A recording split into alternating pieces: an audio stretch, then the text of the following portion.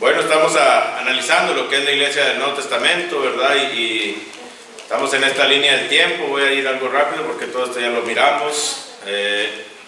Y nos vamos a enfocar en que es en el que nos quedamos, en Hechos capítulo 2. Hechos capítulo 2, porque ya estamos en lo que es el fundamento de la iglesia del Nuevo Testamento. Y siempre, ¿verdad?, cuando usted está estudiando con alguien, haga mención de esto, ¿verdad? Porque es importante la iglesia del Nuevo Testamento. ¿Por qué? Porque a veces cuando tenemos la tendencia a estar repite y repite, la iglesia de Cristo, la gente como que tiene la tendencia de cerrar sus oídos y no poner atención a lo que uno está diciendo. Porque en veces creen que uno los quiere llevar nada más a nuestros pensamientos, pero no. Tenemos que ir al pensamiento de Dios. Al pensamiento de Dios es la iglesia del Nuevo Testamento. En Hechos capítulo 2, si ustedes notan allí, cuando llegó el día del Pentecostés, estaban todos unánimes juntos. El versículo 1 dice: y de repente vino del cielo un estruendo como de un viento recio que soplaba, el cual llenó toda la casa donde estaban sentados. Y se les aparecieron lenguas repartidas como de fuego, asentándose sobre cada uno de ellos. Dice, y fueron todos llenos del Espíritu Santo, y comenzaron a hablar en otras lenguas, según el Espíritu les daba que hablasen. Entonces es bien importante esto y necesario. Entonces, algo muy en el fundamento de la iglesia del Nuevo Testamento, vemos nosotros, voy a poner esta línea, estamos, Hechos 2, ¿verdad? Vemos algo muy importante, vemos el fundamento, ¿verdad? Fundamento de la iglesia.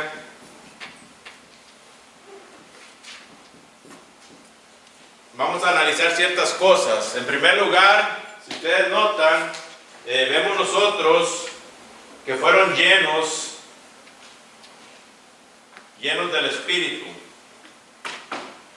del Espíritu Santo. Y nuevamente, hasta ese momento, ellos no habían recibido el don, ¿verdad?, del Espíritu Santo. Hasta ese momento ellos estaban lejos de entender. Y lo podemos analizar, si ustedes no lo entendían de esa manera, en el capítulo 1, porque ellos todavía no entendían lo que Cristo les había predicado, lo que Cristo les había dicho. Y en el capítulo 1, si usted nota allí en el versículo 6, dice, entonces los que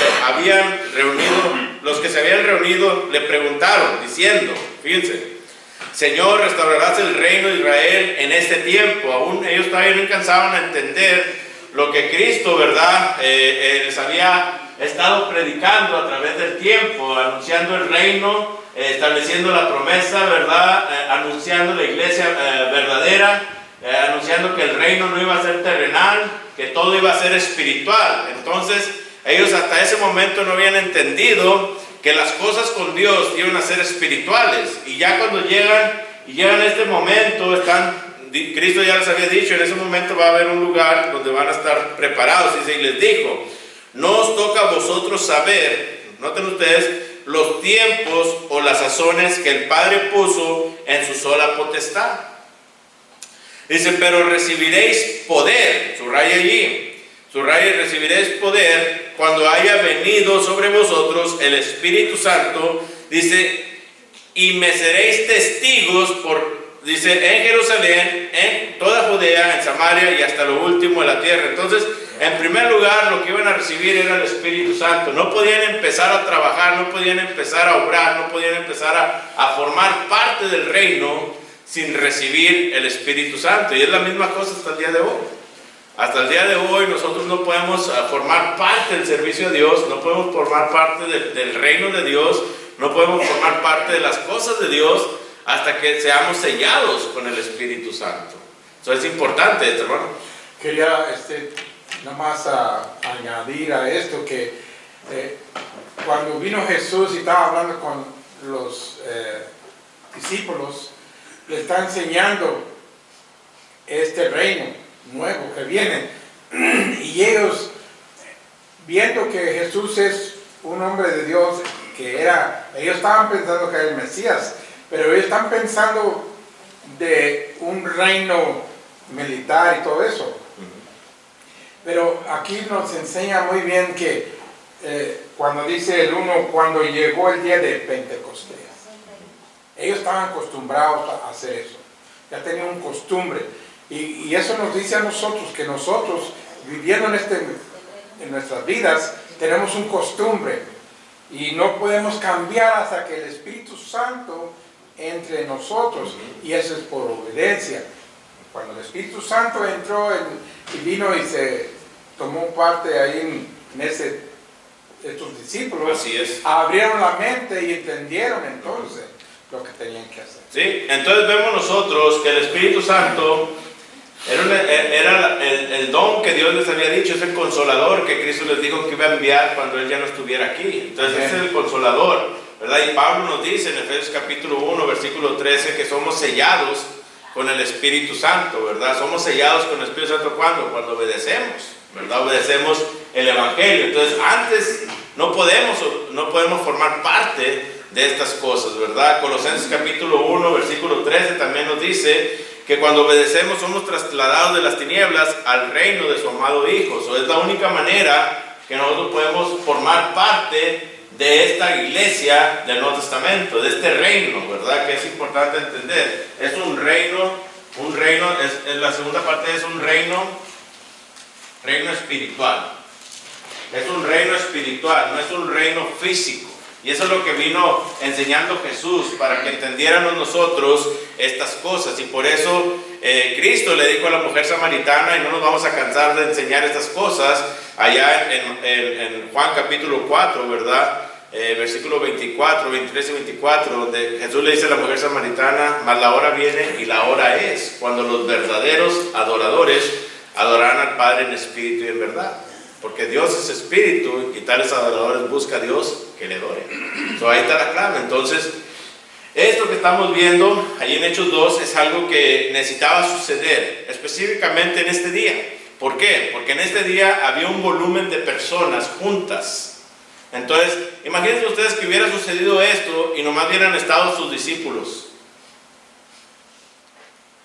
No que Dios no hubiera tenido la fuerza o el poder para haber pregonado su palabra, sí que lo hubiera hecho, pero necesitaba ¿qué? Necesitaba que hubiera personas que pudieran ver estas cosas. ¿Qué nos enseña esto también? Bueno, hay personas que tienen la mentalidad y dicen, no, pues yo me bauticé. ¿Y quién supo?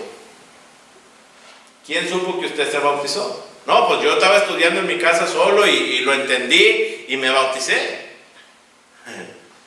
Entonces, es algo muy importante entonces que cuando usted forma parte del reino, tiene que haber ¿qué? Testigos. ¿Saben por qué?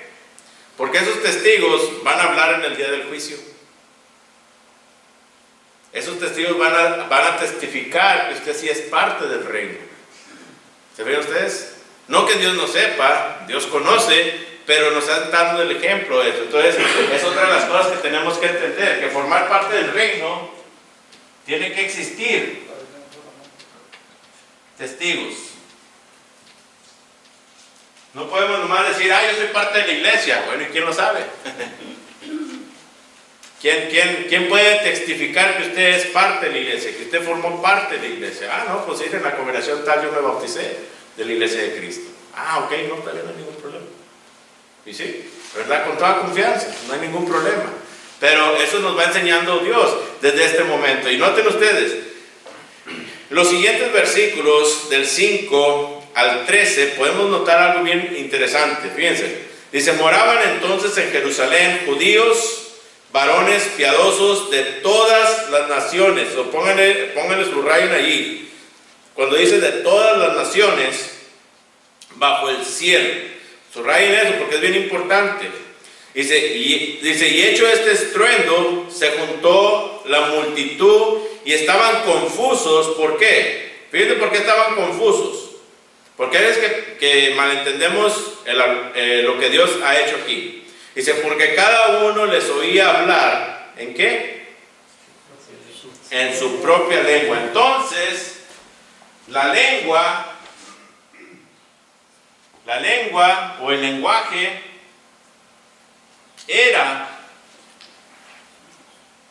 entendido por sus naciones. Póngale así. ¿Por qué es importante esto? Bueno, porque hasta el día de hoy tienen un mal concepto del Espíritu Santo, ¿verdad que sí?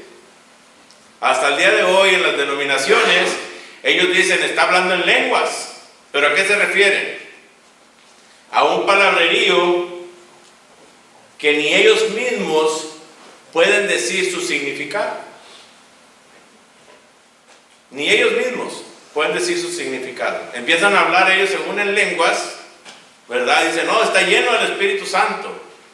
Bueno, si usted va a Hechos 2, las lenguas que ellos hablaban eran lenguas que eran entendidas por sus naciones.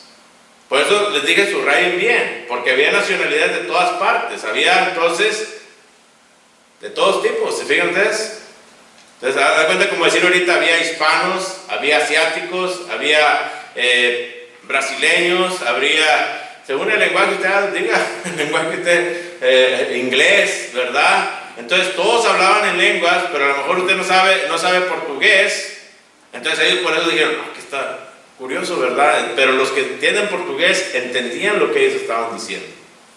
Eso es importante saber, bien necesario saber, porque Dios es un Dios de orden, no de desorden. Eso es algo importante a conocer, a entender, que todo lo que Dios ha escrito en su palabra, siempre, dice Pablo, ¿verdad? Y lo voy a decir otra vez, Efesios capítulo 3, versículo 4, Pablo dice, leyendo lo cual podéis entender, cuál sea mi conocimiento en Cristo. Entonces, no hay nada dentro de las cosas de Dios que un hombre, una persona, no pueda entender.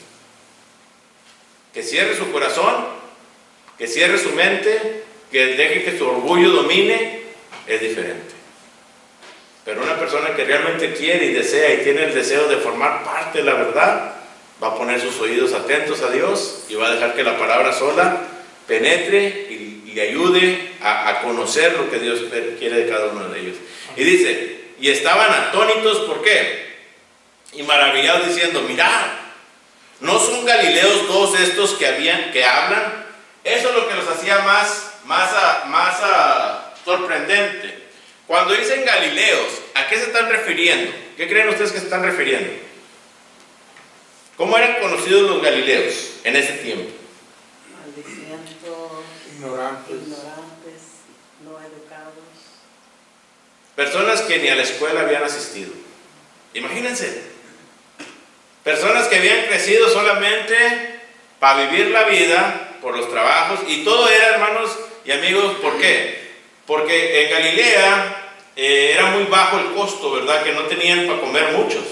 Entonces, imagínense estarlos mandando, para ellos era producción, mejor mandarlos a trabajar a los hijos, ¿verdad? Y tenerlos, como tal vez aquí fue en Estados Unidos entre los hispanos, ¿verdad? Los migrantes. Yo me acuerdo cuando yo estaba en la escuela, en temporada, de repente se miraba sola la escuela y decía, ¿qué pasó? Pues ya se fueron todos los migrantes a trabajar, ¿verdad? Entonces, los padres tenían 10, 11 hijos, pero traían a todos trabajando en la labor, en el algodón, en la pizca. Entonces, miraban producción. Entonces, no había estudio para ellos. Entonces, por eso cuando ellos dicen galileos, no son todos estos galileos, se están refiriendo a estos, personas que no tuvieron el tiempo, no que no tuvieron la capacidad para aprender, sino que no tuvieron el tiempo para ir a una escuela. Personas que no tuvieron el tiempo o no se les dio el tiempo para asistir a un lugar y educarse por los bajos recursos o lo que usted quiera, ¿verdad? en estos tiempos todavía hay eso, hermano. Sí. Los hijos de la ciudad son educados, los de rancho, de pueblos, en veces no. Sí, en veces no. Sí. Por cuestión de la comida, ¿verdad? Que prefieren trabajar y comer que estar. ¿Por qué? Especialmente como en países, ¿verdad? Que para todo cobran, libros, educación, para todo cobran. Aquí en Estados Unidos estamos bendecidos, ¿verdad? Que prácticamente casi todo dan gratis, ¿verdad? Pero hay países que no, todo tienen que pagar. Entonces, dicen ellos, de pagar, hacer para comer, pues en vez es mejor hacer para comer, ¿verdad? Que es la razón por qué ellos dicen galileos, para que entendamos esa parte. Entonces, cuando ellos ven a estos hombres que nunca habían estudiado, que nunca habían asistido a una escuela, que nunca habían abierto un libro, y de repente estar hablando un lenguaje portugués, un lenguaje mandarín, un Indonesia, imagínense, van a decir, wow, ¿verdad? ¿Dónde aprendieron estos hombres? ¿Cuándo tuvieron el tiempo para hacerlo? Entonces, eso es lo importante. Esas son las lenguas que se hablaron en ese día. Por si alguien los lleva a quererles decir, no, ahí en Hechos 2 hablaron en lenguas. Bueno, explíquenles, fíjense. Y por eso les dije, subrayen esos versículos, porque esos versículos, cuando usted los subraye, cuando habla su Biblia, rápidamente van a resaltar, ¿verdad? Y van a ayudarle a entender el error en cuál en veces nos encontramos. Y miren, sigue diciendo, fíjense los lenguajes que existían allí. Yo dije los que ahora conocemos, pero los lenguajes que existían allí es partos, medos, elamitas, y los que habitaban en Mesopotamia, dice, en Judea, en Capadocia, en el Ponto y en Asia, en Frigia y Panfilia, en Egipto, dice, en las regiones de África, más allá de Cirene, y romanos aquí residentes, tantos judíos como prosélitos, cretenses y árabes, dice, les oímos hablar en nuestras lenguas las maravillas de Dios. Esos eran los lenguajes, ¿verdad? Hasta nos deja datos exactos Dios. Porque tal vez usted diga, no, pero ¿qué lenguaje estaban hablando? Bueno, ahí lo está diciendo. Esos eran los lenguajes que estaban hablando. Para que entendamos nosotros, ok, aquí está. Dice, y estaban todos atónitos y perplejos, diciéndose unos a otros, dice, ¿qué quiere decir esto? ¿Cómo es que de repente sucedió esto, verdad? ¿Cómo no alcanzamos a comprender? Porque todo lo que ellos miraban, todo lo que miraban siempre era algo que era por engaño, por magos, ¿verdad? O que era algo que simplemente lo habían leído en el libro de la ley, que había sucedido con el pueblo de Dios. Nada lo habían visto ellos, ¿verdad? Es como si nosotros de repente viéramos algo ahorita. Si nunca habéis visto de repente algo y de repente sucede algo, pues también nos vamos a quedar todos como, ¿qué está sucediendo, verdad? Porque es algo fuera de lo normal. Entonces, ahí en ese momento fue lo que ellos sintieron. Entonces, Pedro, aquí es donde empieza. ¿Se acuerdan cuando le dijo Cristo a Pedro, yo te daré las llaves? ¿Verdad que sí? Y todo lo que atares aquí en la tierra, ¿será qué? Ahí está la clave. Entonces, veamos el quinto punto. Me lo estoy poniendo aquí. Me va a faltar el pizarrón, ¿verdad? Pero el quinto punto toca entonces, ¿verdad? Abrir a Pedro. Abrir el reino de Dios.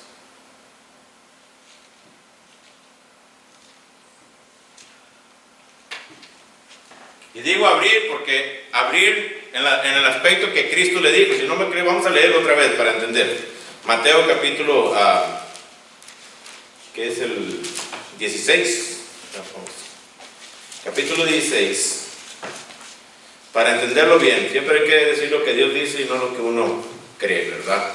Dice ahí en el versículo 16, respondiendo Simón Pedro le dijo, Mateo 16, tú eres el Cristo, el Hijo del Dios viviente. Entonces le respondió Jesús, bienaventurado eres Simón, hijo de Jonás, ¿por qué? Porque no te lo reveló carne ni sangre, sino mi Padre que está en los cielos. Y si yo también te digo que tú eres Pedro, y sobre esta roca edificaré mi iglesia, y si las puertas del Hades no prevalecerán contra ella. Y a ti te daré las llaves del reino de los cielos. Y si todo lo que atares en la tierra será atado en los cielos, y todo lo que desatares en la tierra será desatado en los cielos. A eso me refiero, ¿verdad? Cuando decimos que viene la oportunidad de abrir el reino de Dios. ¿Qué aspecto? Bueno, en el aspecto de qué. ¿Cuál era la llave que Pedro iba a utilizar? Ahorita lo vamos a leer, pero ¿cuál era la llave? A ver si me saben lo que estamos hablando. Es fácil. No era una llave física, ¿verdad que no? ¿Era qué? El Evangelio. El Evangelio de Cristo. Esa era la llave. Y esa llave todos la tenemos. ¿Se ven ustedes? Todos tenemos esa llave. Pero en ese momento el compromiso era de Pedro, porque Cristo se lo había dado a Pedro. No quiere decir que los demás apóstoles no hablaron en ese momento, sí, sino que Pedro, cuando Pedro estaba hablando las palabras vamos a decir en el lenguaje de él, que era el judío, los demás estaban hablando en árabe, estaban hablando en parto, estaban hablando en griego, estaban hablando el mismo mensaje en diferentes lenguas.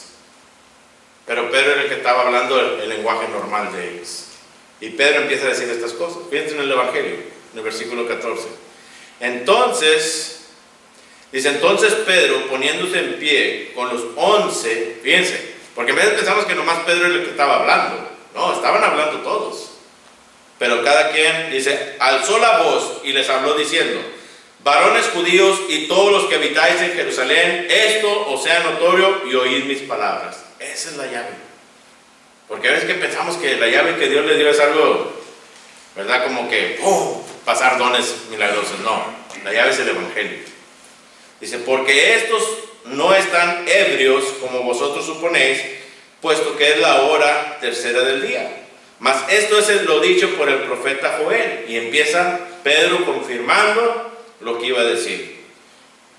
Joel, usted puede tenerlo, ponga ahí la nota, es Joel capítulo 2, versículos 28-32, para que sepa que esta lectura sale nuevamente. Entonces, lo siguiente es importante. Tenemos que confirmar con la palabra de Dios.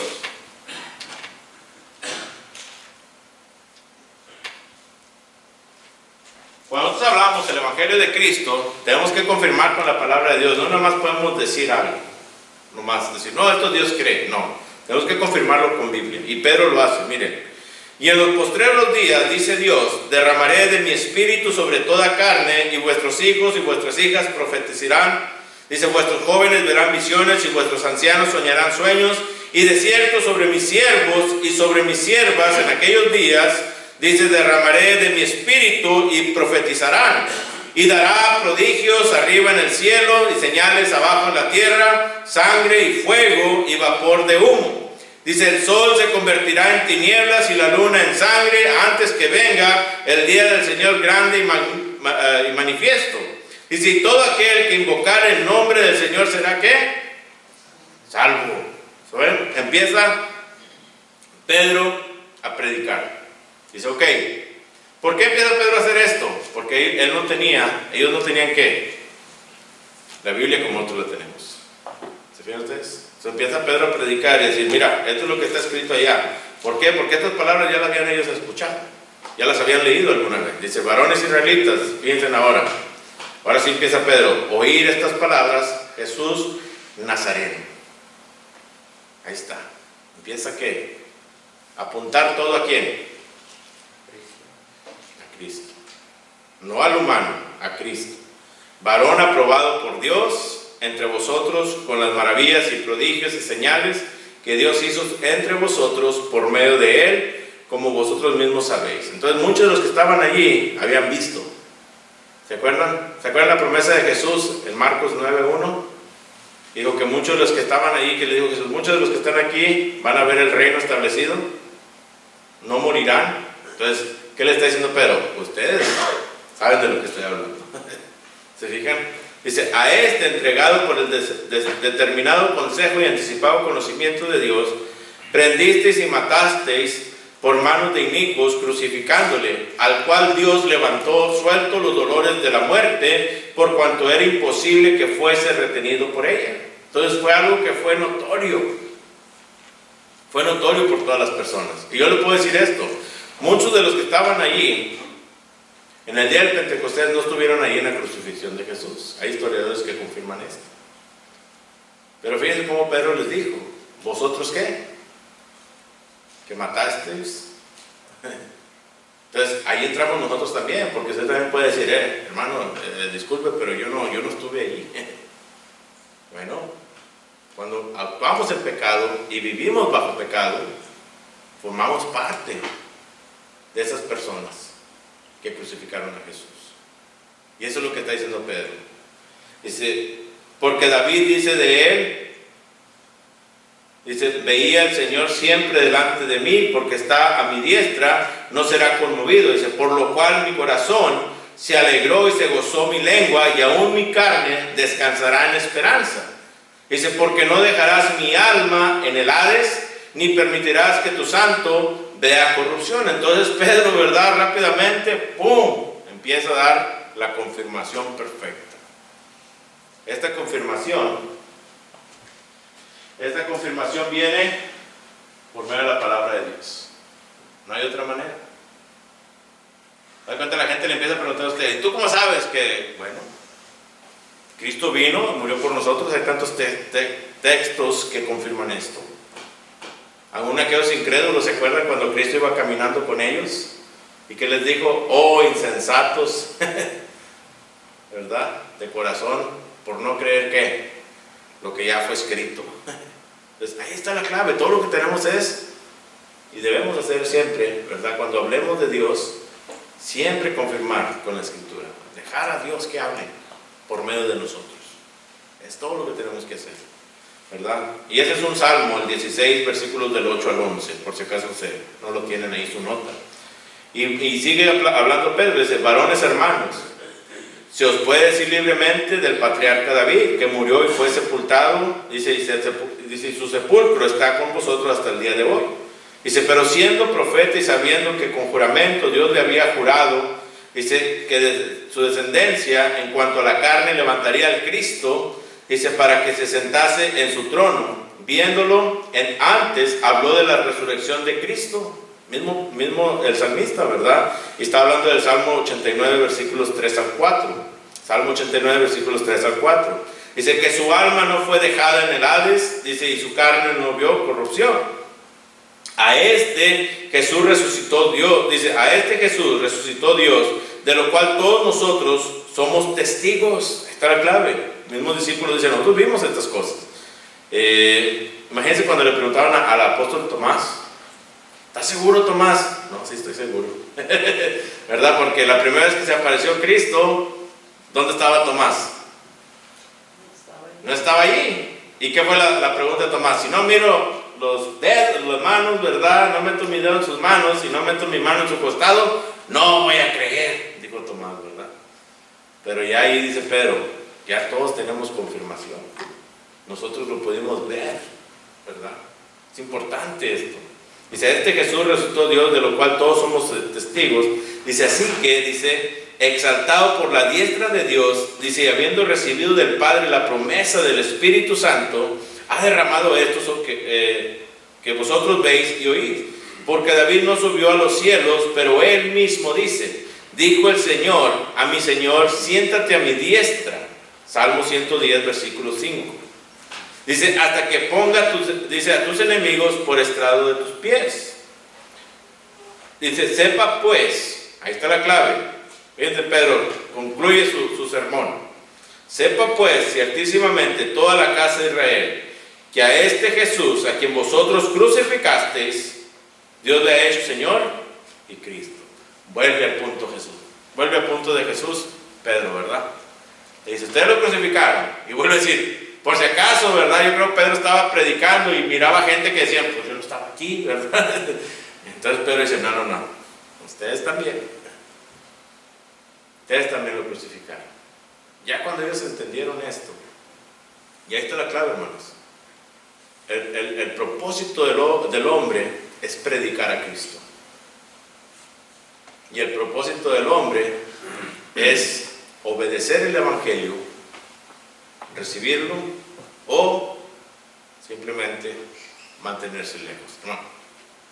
Sí, hermanito, me llamó mucho la atención y es importante, ¿verdad?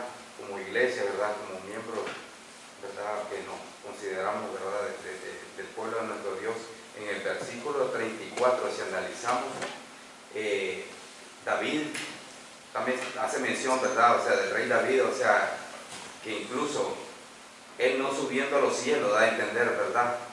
Pero sí, o sea, sabía, o sea, quién era Cristo. Exacto. O sea, ¿me entiendes? Dando, o sea, habla primero del Dios Todopoderoso, ¿verdad? De mi Señor, dice él, ¿verdad? El cual hablaba con él a través de los profetas, ¿verdad? Y reconoce al mismo nuestro Señor Jesucristo, porque dice el versículo, porque David no subió a los cielos, dice, pero él mismo dice, dijo el Señor a mi Señor. Exacto. Sí, conocía la autoridad. Exactamente. La autoridad del Padre sobre su Hijo. Nomás para reforzar lo que está diciendo el hermano, ahí lo que está leyendo tú en Mateo 16, ahí dice ese punto también, que cuando le dice esto, lo que estás diciendo, Pedro, no eres tú, si no es carne, sino que viene de los cielos, que Sí, viene exacto. de mi Padre que Él te lo reveló. te reveló. Sí. Pero también lo importante aquí es que dice después, y yo también. Ahí está diciendo que Él también Tiene la autoridad. es la autoridad. Cuando dice uno, dijo Jesús, toda autoridad me ha dado en los cielos y en la tierra. Quiere decir que Él tiene el nivel como el Padre, el Hijo y el Espíritu. Son tres, Sí, Dios. son uno. Así es. ¿Verdad? Mateo 28, 18, ¿verdad? Donde dice, toda potestad me es dada en el cielo y en la tierra. Toda potestad me es dada en el cielo y en la tierra. Entonces, Cristo nunca negó ser el Hijo de Dios. Nunca negó ser igual a Dios. Mismo Cristo dijo, Juan 10:30, ¿verdad? Yo y el Padre, uno somos. Y por eso lo mataron, ¿verdad? Eso es interesante. Y aquí lo especifica, hermanito. Si vemos en Génesis, capítulo 3, versículo 8. Si alguien quiere seguirme o escucharlo, lo puede leer. Dice, y oyeron la voz de Jehová Dios que se paseaba en el huerto al aire del día. Y el hombre y su mujer se escondieron de la presencia de Jehová Dios entre los árboles del huerto. Está desde el principio con nuestro Dios. Sí. Porque Juan lo revela en Primera de Juan, versículo 1. En el principio era el verbo, y el verbo era con Dios, y el verbo era Dios. Amén. Entonces, si vamos al verbo, allí mismo en Juan, capítulo 1, versículo 14 lo confirma. ¿Quién es el verbo? Sí. Y aquel verbo fue hecho carne. Ahí habla de Cristo, que es Cristo. Y el verbo dice, fue hecho carne y habitó entre nosotros, y vino su gloria, gloria como el unigénito del Padre, lleno de gracia y de verdad. Eso es importante, nuevamente entender lo que en Hechos 2, y podemos sacar mucho más confirmaciones acerca de lo que Pedro está haciendo, pero me gusta traer estos porque estos anulan rápidamente muchos pensamientos de hombres, porque casi siempre queremos nosotros, aún dentro de la iglesia de Cristo, queremos hacer las cosas a nuestra manera, queremos fundar, queremos tomar control, queremos llevar a cabo nuestros pensamientos en lugar de la obra de Dios. Y Pedro, si ustedes notan, es algo otro principio, ¿verdad?, que tenemos que entender. Tenemos que dejar que Dios obre a través de nosotros. Amén. Esa es la clave, que Dios obre a través de nosotros, pero no una forma fuera sobrenatural, sino una forma natural. ¿Ven ustedes? Una forma en la cual usted adquiera conocimiento, y ese conocimiento lo va moldando a usted. Es como aquel alfarero, ¿verdad? Y hemos cantado este canto, tú eres el alfarero, yo el barro soy. Si usted ha visto a alguna persona trabajar el barro, usted ve el pedazo de lodo, ¿verdad? La bola de lodo, y ellos empiezan a trabajar, ¿y qué necesitan para moldar eso? Estar constantemente mojándose las manos, ¿verdad? Agua. Y mientras más agua, ¿qué sucede con ese barro? Se va agarrando ¿qué? Figura. Va agarrando figura, ¿se fijan ustedes? Llega un punto donde ese barro, donde era un pedazo de lodo, un pedazo de algo que usted no compraría, no pagaría ni aunque se lo regalaran, ¿verdad? Yo, ¿para qué lo quiero? Pero una vez que ya está terminada la obra de ese alfarero, y usted mira ese hermoso, vamos a decir como este que está aquí, hecho de barro, usted dice, wow, ¿verdad? Es algo tremendo. Entonces, así somos nosotros, y así debemos de ser. Cuando venimos a las aguas del bautismo, venimos a decirle a Dios, tú eres el alfarero, yo soy ese suquete, soy ese lodo. En el momento, ¿verdad? El mundo me ve y no puede dar un quinto por mí, como hablamos vulgarmente diciendo, no da nada por mí. Pero empezamos a permitir que el Espíritu de Dios empiece a moldar nuestras vidas. Dejamos que las manos de Dios empiecen a modificar nuestros caminos, nuestros pensamientos. Y vamos, y el hombre va viendo cómo va agarrando forma en nuestras vidas. Y así debe de ser. El hombre va viendo que va agarrando forma en nuestras vidas.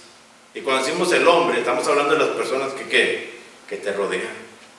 No la gente allá en China, en África, no, los que están al lado tuyo, los más cerquitas. Porque a veces que nos preguntamos, ¿verdad? Decimos, oye, ¿y por qué mis hijos no han obedecido el Evangelio? Oye, ¿por qué mi pareja no ha obedecido el Evangelio? Oye, ¿por qué mis papás no han... A lo mejor no han visto la mano de Dios en ti. No has permitido que Dios realmente haga algo bueno de ti. Y eso es lo que necesitamos hacer. Necesitamos permitir que la mano de Dios empiece a quitar los defectos de nuestras vidas, las imperfecciones, y empiece a poner y a darnos lo que necesitamos. ¿Para qué? Para que cuando el hombre lo esté viendo, diga, wow, ahí va, ahí va, ¿verdad? Nosotros no lo vamos a notar. El barro ni siente, ¿verdad? Que lo están amoldando. No lo siente. Entonces nosotros no nos sentimos igual. Pasan los años y nos sentimos igual. Pero la diferencia es lo que el hombre ve. Cuando ve esas cosas en nosotros. Cuando ven a Cristo en nuestras vidas. Y es importante esto y necesario. Y esto es lo que Pedro.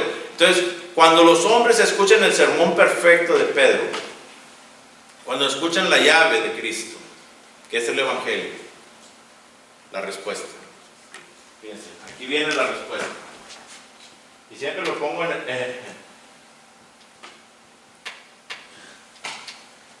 la respuesta del hombre.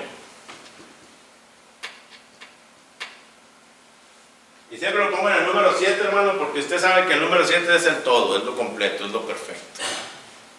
De parte de Dios. ¿Qué sucede? Fíjense la respuesta. Versículo 37. Al oír esto, se compungieron de corazón. Noten ustedes, algo interesante.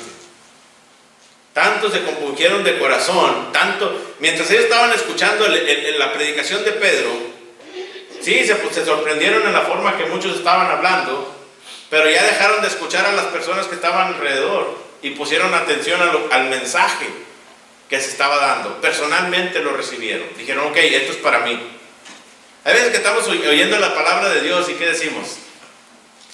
Ay, qué bueno. Y a veces vamos con el predicador, hermano, qué buen sermón, ya lo necesitaba aquel hermano. Somos tan arrogantes en veces, ¿verdad? Que venimos y decimos esas cosas. Ay, hombre, qué bueno que lo escuchó mi esposo, hermano, porque no, este hombre es bien duro de corazón. No, el mensaje que se da cada vez que usted oye la palabra de Dios no es para su pareja, no es para sus hijos, no es para sus padres. ¿Es para quién? Para mí. Para mí. Olvídense de los demás. Y cuando usted lo oye personalmente, es cuando usted va a ver a Jesús. Y es lo que dice el escritor a los Hebreos. Puesto los ojos en Jesús, el autor y consumador de nuestra fe. Y empieza a poner atención. Ok, Señor, ¿qué necesitas? Y cuando empiezas a oír el mensaje y te das cuenta y realmente le pones atención a las palabras de Dios, hermanos, uno empieza a sentirse mal, ¿verdad? Y no en el aspecto mal de que, ay, ya empezaste otra vez, no, en el aspecto de que uno dice, wow, necesito mejorar muchas cosas. Sí, y cuando llegamos a ese punto, todos vamos a llegar a la misma conclusión que ellos. Al oír esto, se compungieron de corazón y dijeron, varones, le dijeron a Pedro, noten ustedes, dijeron a Pedro y a los otros apóstoles, fíjense, varones hermanos, ¿qué haremos? Fíjense la preocupación, ¿qué tengo que hacer? ¿Verdad? ¿Qué tengo que hacer para no? Ellos sabían, ¿verdad?, que habían crucificado al Hijo de Dios, sabían que habían pisoteado la sangre de Cristo, sabían que habían bofeteado a Jesús, sabían que por sus acciones habían formado parte de todas estas cosas. Y dicen, wow, ya no tenemos salvación. No hay nada que nos pueda salvar de la ira de Dios. Es lo que ellos sabían, ¿verdad? Se dieron cuenta. ¿Por qué? Dice el escritor a los Hebreos, horrenda cosa es caer en ¿qué? En manos del Dios vivo. Hebreos capítulo 10, versículo 31.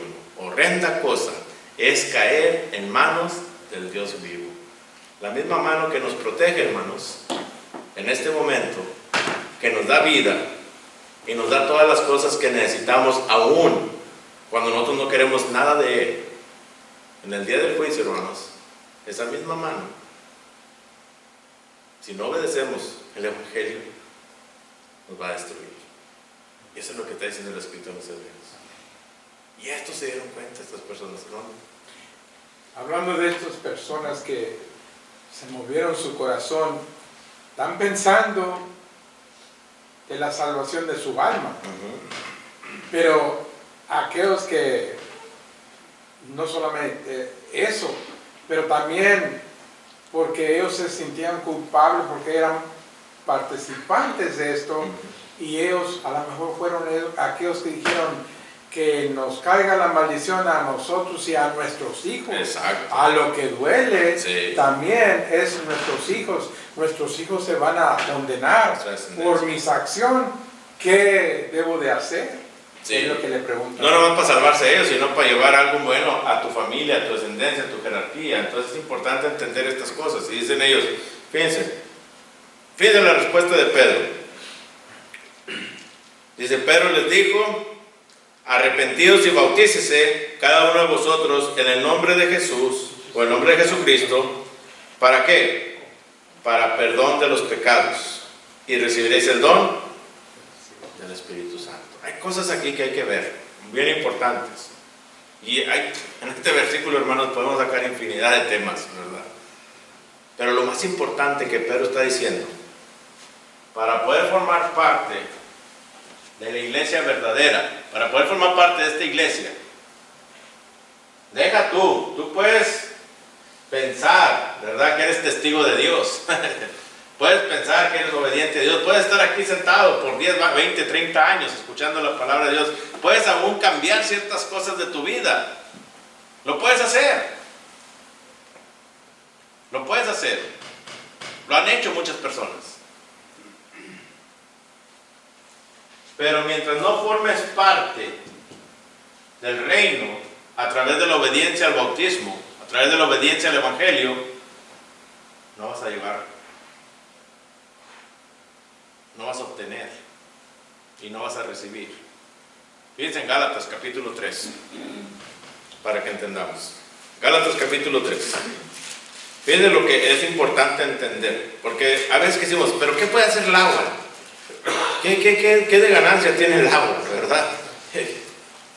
Pero fíjense Gálatas capítulo 3, y yo sé que conocen el versículo 27, pero quiero que entendamos el contexto. ¿Por qué? Porque Pablo está hablando de algo muy importante. Acababa de reprender a Pedro, de decirle: Pedro, estás haciendo algo incorrecto, te aventaste, ¿verdad?, como diciendo en el día de Pentecostés, pero ahorita ya estás regándolo, ¿verdad? Porque es algo que no nomás se trata de recibirlo en ese momento, no nomás se trata de obedecer el Evangelio, no nomás se trata de bautizarte. Se trata de ¿qué? De que permanezca esta vestimenta.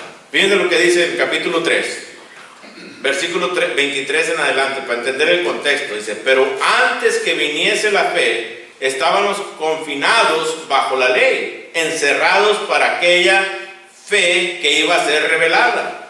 Dice: de manera que la ley ha sido nuestro ayo para llevarnos a Cristo. Dice: a fin de que fuésemos justificados por la fe. Pero venida la fe, dice, ya no estamos bajo el ayo, ya no vivimos bajo la antigua ley, pues todos sois hijos de Dios por la fe en Cristo Jesús. Dice: porque todos los que habéis sido bautizados de Cristo, dice, o en Cristo más bien, de Cristo estáis ¿qué? Revestidos. Ahí está la clave. De Cristo estáis revestidos. Entonces ya no hay judío ni griego, no hay esclavo ni libre, no hay varón ni mujer. Dice: porque todos vosotros sois uno en Cristo Jesús. Nuevamente, ¿se acuerdan que he estado poniendo el número 111 desde que empezamos? Porque solamente hay una iglesia verdadera, la iglesia del Nuevo Testamento. Solamente hay una forma de formar parte de esta iglesia. ¿A través de qué? De la obediencia al Evangelio. Cristo lo está diciendo. Solamente es la única manera que podemos formar parte de esta iglesia. Una forma, no dos, no tres, no cuatro. El hombre quiere dártelo bien fácil. No, todo lo que tienes que hacer. Vemos ahorita que venía en el camino, siempre que vengo en el camino, veo rótulos, ¿verdad? ¿Quieres ser salvo? Pues nomás, ¿verdad? Acepta a Jesús en tu corazón. Así dicen los rótulos. Acepta a Jesús en tu corazón y serás salvo. ¿Quieres llegar a vivir con Cristo por la eternidad? Acepta a Cristo en tu corazón. ¿Y qué sucede? El hombre piensa eso, ¿verdad que sí? Que ese pensamiento lo traemos a la iglesia verdadera y nos bautizamos y decimos, ya no tengo que hacer nada. Ya me bauticé. Bueno, la respuesta de Pedro, fíjense, dice en el versículo 39, dice, porque para vosotros es la promesa, ¿y para quién? Allá en Hechos 2, donde estamos, Hechos 2:39, porque para vosotros es la promesa, y para vuestros hijos, y para todos los que están lejos. Hay trabajo entonces. Hay obra. No nomás es bautizarte. ¿Se acuerdan Mateo 28:18? Dice Jesús, toda potestad me es dada en el cielo y en la tierra. Pero luego el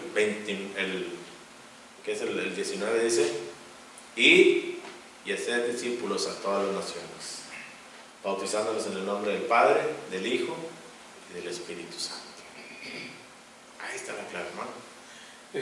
Más quería leer lo que dice Apocalipsis 3, 15 y 16, hablando del arrepentimiento y siendo del bautismo. Dice, yo conozco tus obras, que ni eres frío ni caliente. Ojalá fuese frío o caliente. Pero por cuanto eres tibio y no frío ni caliente, te vomitaré de mi boca. Sí, ahí Cristo le está hablando a la congregación de la Odisea, ¿verdad? Sí. Porque es importante, entonces, es necesario, no podemos estar con el pensamiento de estar en medio, ¿verdad? El hombre quiere el beneficio de Dios, la bendición de Dios, pero también quiere disfrutar la vida, el mundo. No puedes. Eso es lo que está diciendo Cristo ahí prácticamente, ¿verdad? No puedes formar parte de dos mundos. Cristo mismo dijo, no recuerdo ahorita la cita, ¿verdad? Pero usted puede buscarla. Dice que no podemos servir ¿a qué? Dos dueños. A dos reyes. No podemos. Porque vamos a quedar mal con los dos. No nomás con uno, con los dos. ¿Se fijan ustedes? Entonces no puede, y aquí los dos reyes, pues uno es Cristo y el otro es ¿quién? Satanás. ¿Se fijan ustedes? Entonces ahí está la clave. Entonces hay que respetar, ¿verdad? El contexto. Y nuevamente, aquí, la próxima semana estaremos siguiendo analizando este punto. ¿Por qué? Porque este es el fundamento. Y si no vemos el fundamento bien, pues ya las paredes van a quedar mal, ¿verdad? Entonces tenemos que ver primero el fundamento. En toda construcción tenemos que ponerle lo mejor posible, porque si no con el tiempo se cae todo, ¿verdad? Entonces es necesario entonces establecer bien el fundamento para poder así crecer. ¿Preguntas? Si no, Dios los bendiga.